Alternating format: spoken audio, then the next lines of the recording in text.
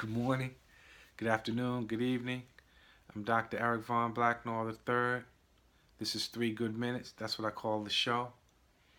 The channel is Practical Dreamers Change the World.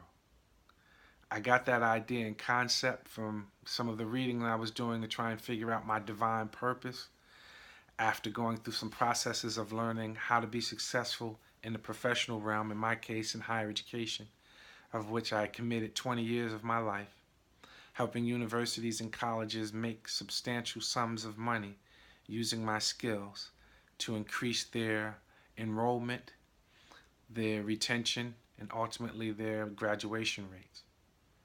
I was proud of what contributions I was able to make, but I thought there was more. I still believe that there's more of a contribution I could make to the larger society. So right now, the idea I'm working with is to get my information or my ideas out into the world. So those of you who are subscribers, get some of your friends to subscribe too. I'd appreciate it. And I think we'll find it more useful. The more people that are aware of what I'm sharing, the more help we can get to make this into a better place. Today's focus is simple. I want to focus on that LeBron James commercial on equality. I got the idea from Jason Whitlock, who's on Fox Sports 1. I got to admit, I own stock in that. There's an idea for you.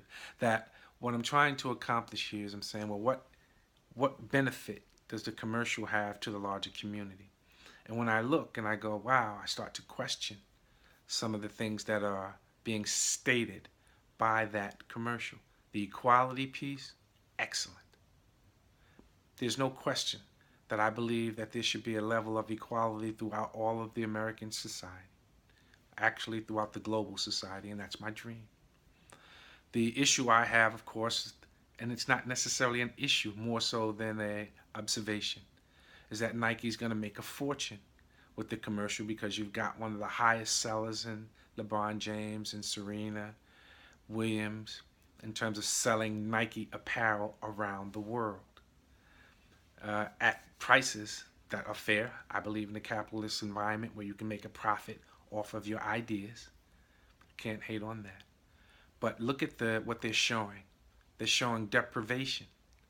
And if you're a person who's not of black color, because white is also a color, and you look and you see the poor community in which they're designing their concepts and idea, the implication is that all black people are poor.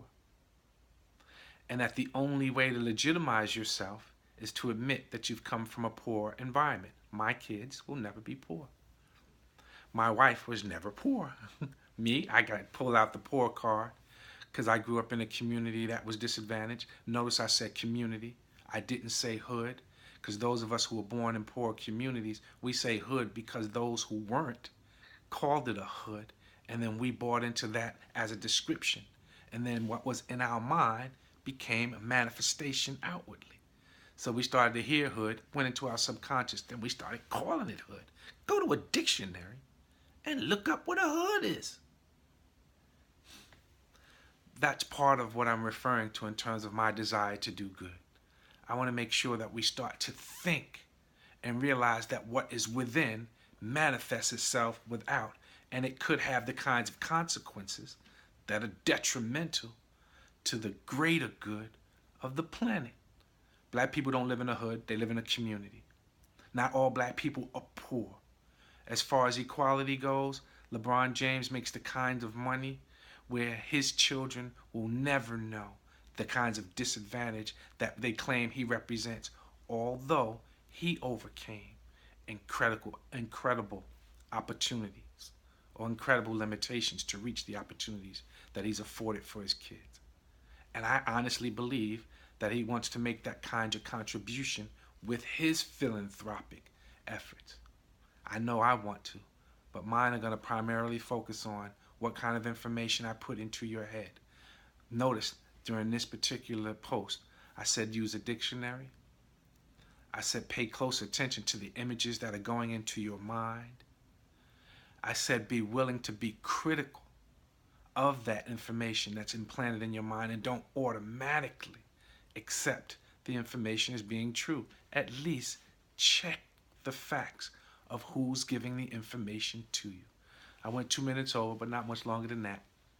I'm going to be back soon. Peace.